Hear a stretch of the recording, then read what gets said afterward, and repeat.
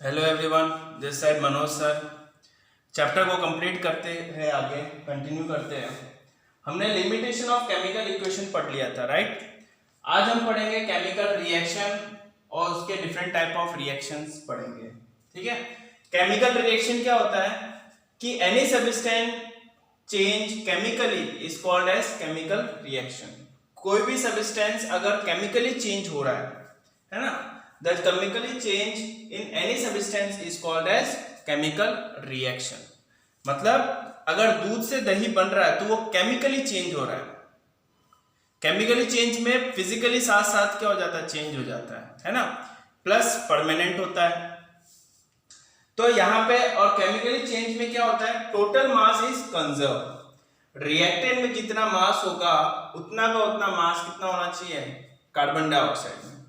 Mass number और atomic number हमने 9th class में पढ़ा था, फिर भी मैं आपको बता देता हूं। जैसे कार्बन ले लेते हैं हम लोग, तो कार्बन जो है 612, ये जो नीचे वाला होता है वो होता है आपका एटॉमिक नंबर, और ये जो ऊपर होता है ये आपका होता है मास नंबर।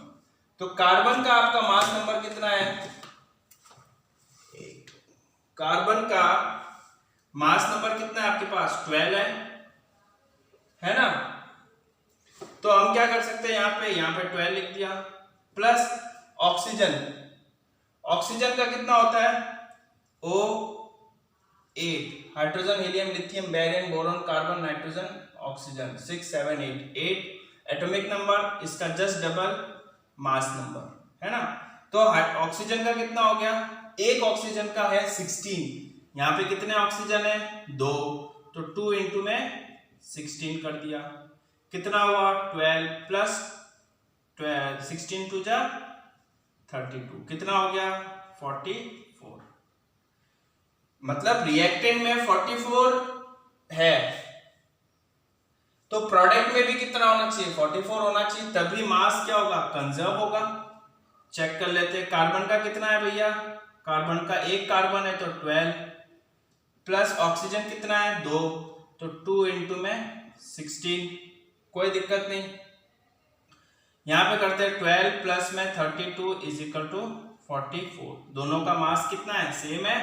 इट मींस मास क्या है आपके दोनों साइड, रिएक्टेंट और प्रोडक्ट के साइड में कंजर्व है। ये पॉइंट हमारा ट्रू होता है। एक एग्जांपल और देख लेते हैं मैग्नीशियम का।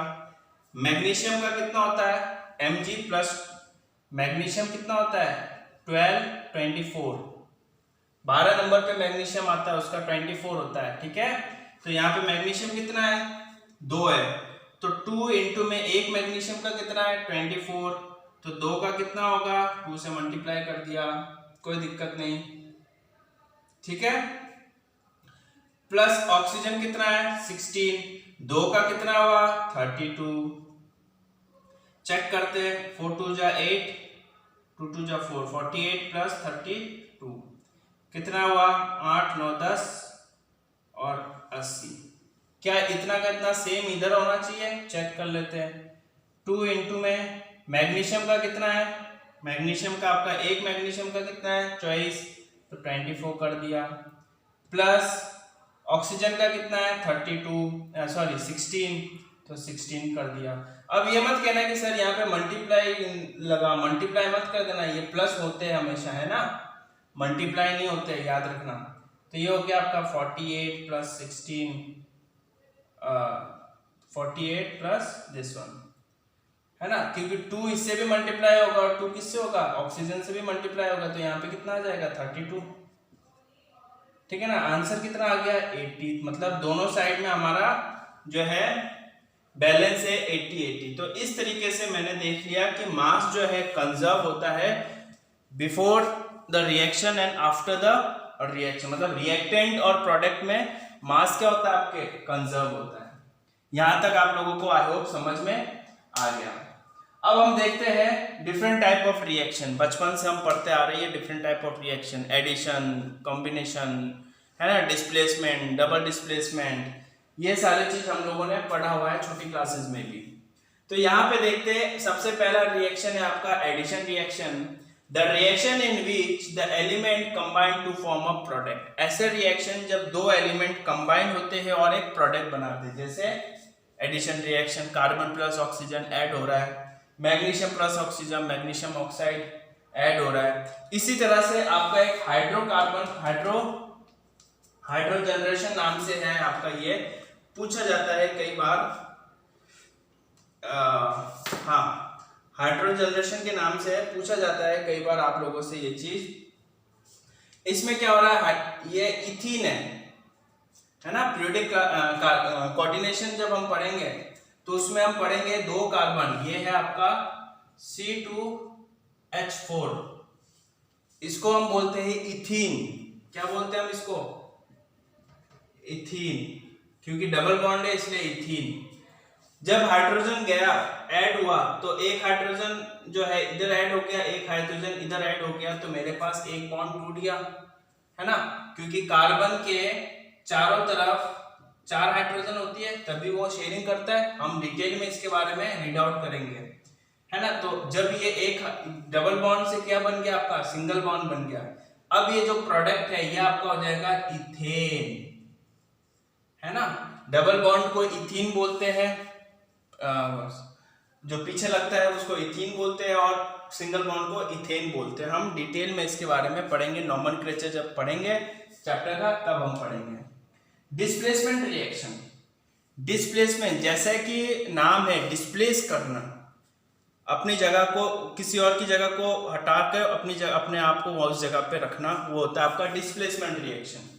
मतलब कोई भी एक एलिमेंट दूसरे एलिमेंट को डिस्प्लेस कर रहा है, और डिस्प्लेस ऐसे मन मर्जी से नहीं कर रहा है। अगर मैं किसी फॉर एग्जांपल 2 इंसान की बात करूं, एक इंसान बहुत हट्टा कट्टा है, एक पतला दुबला है, तो हट्टा कट्टा वाला इंसान क्या करेगा, पतले दुबले इंसान को हटा देगा और उसकी जगह पे, क्योंकि ताकतवर है। सेम दैट रिएक्शन में भी यही होता है, जो ज्यादा रिएक्टिव होता है वो कम रिएक्टिव को उसकी जगह से हटाता है और खुद उसकी जगह पे जाके लग जाता है।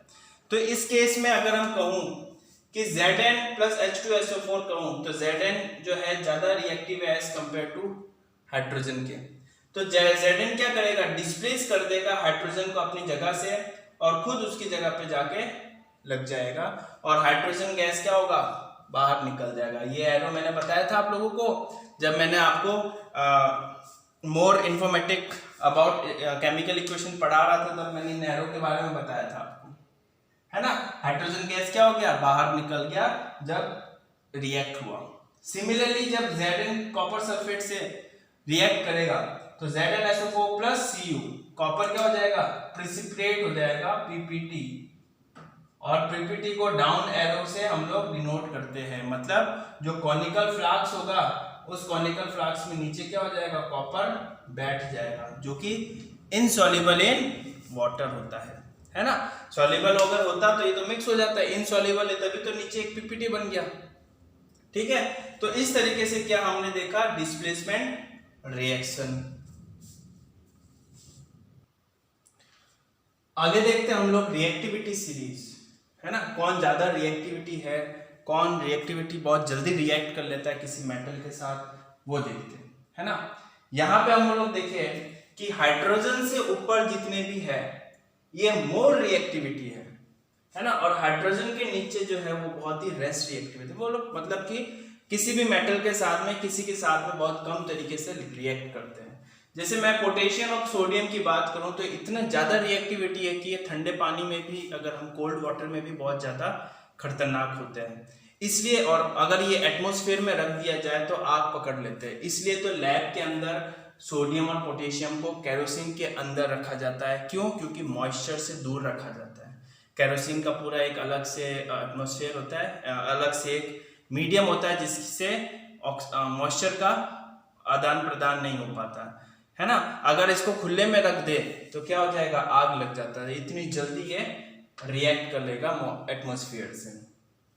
तो इसको सीरीज में ही आपको याद रखना है। कभी कभार ऐसे क्वेश्चन पूछ लिया जाता है कि आपको 2-3 दे देंगे और पूछेंगे कि इसको इंक्रीजिंग ऑर्डर में अरेंज करो, जो भी रिएक्टिविटी के सीरीज में इंक्रीजिंग ऑर्डर में आपको जो है इसको अरेंज करना है। इस तरीके से क्वेश्चन पूछा जा सकता है, तो आपको बिल्कुल जो है सीरीज से अपन को याद रखना है ना। That is potassium sodium, calcium, magnesium, aluminium. आपके बुक में एल्यूमिनियम को गायब कर दिया गया है ना, मैग्नीशियम के बाद में डायरेक्ट जिंक दिया है, तो ये एल्यूमिनियम आप लोग लिख लेना। जिंक है ना, आयरन, लेड, फिर hydrogen, copper, mercury, silver and gold, है ना। गोल्ड नहीं होता है तभी तो गोल्ड क्या होता है, हम लोग ने एक्वारेजिया पढ़ा था, है ना, वो सॉल्यूशन में गोल्ड क्या होता है, डिसोल्यूशन में के लिए काम में आता है। तो जैसे कि जैसे हम ऊपर से नीचे की तरफ जाते हैं, रिएक्टिविटी सीरीज क्या होती है, रिएक्टिविटी क्या होती है, पर्टिकुलर इस एलिमेंट का क्या होता है, कम होते रहता है। जितना ज्यादा रिएक्टिव पोटेशियम है उतना कम रिएक्टिव आपका लेड होगा इसके कंपैरिजन में, है ना। तो इसको अगर हम एग्जांपल के तरह डिस्प्लेसमेंट रिएक्शन अभी मैंने आप लोगों को समझाया था, एग्जांपल के तौर पे समझे कि Zn कॉपर सल्फेट से रिएक्ट करा तो ZnSO4 प्लस कॉपर जो है प्रिसिपिटेट बन गया। तो इस केस में देखो Zn ने कॉपर को हटाया अपनी जगह से, इसको रिएक्टिविटी सीरीज से समझते हैं। Zn कहां गया, ये रहा, कॉपर कहां गया, नीचे ये रहा। मैंने आपको बताया था कि Zn जो जैसे जैसे हम ऊपर से नीचे आएंगे हमारा रिएक्टिविटी क्या होगा, कम होते रहेगा। तो Zn जो है, जो जिंक है आपका मोर रिएक्टिव है एज कंपेयर टू कॉपर। तो ये Zn क्या करेगा, कॉपर को अपनी जगह से हटा दिया और अपनी जगह पे उसकी जगह पे लग गया। समझ में आया। तो ये वाले टेबल जो है आपको याद रखना है। इसमें एक नंबर का क्वेश्चन भी पूछा जा सकता है कि आपको ये चार दे देंगे, जैसे Mg, एल्यूमिनियम, जिंक और Fe, रीअरेंज करके दे देंगे और बोलेंगे कि इंक्रीजिंग ऑर्डर में इसको लिखो या डिक्रीजिंग ऑर्डर में इसको, कौन ज्यादा रिएक्टिव है वो पहले लिखो या उससे कम ज्यादा रिएक्टिव है वो पहले लिखो। तो इस तरीके के क्वेश्चन भी कभी कभार एक एक नंबर में पूछा जा सकता है, ठीक है।